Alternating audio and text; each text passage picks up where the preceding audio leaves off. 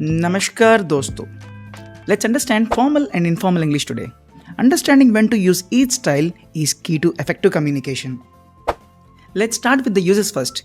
Formal English professional settings के लिए use करते हैं. For example, business, academics, official documents.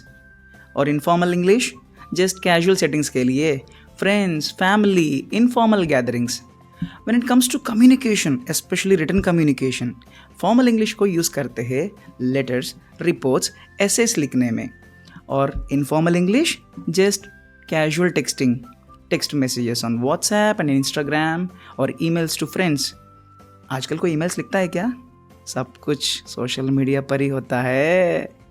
When it comes to formal English, conversations with the people who you do not know well or conversations with the people in higher authority.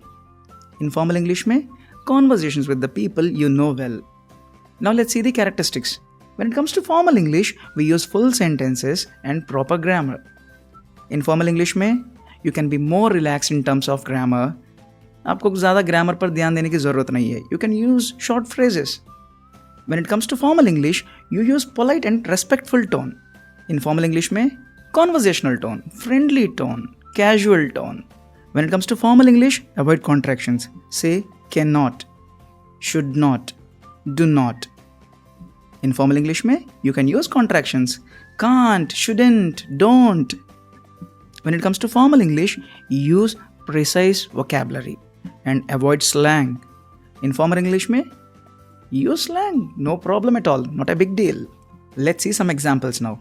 When it comes to formal English, I am writing to inform you of the recent updates to our policy.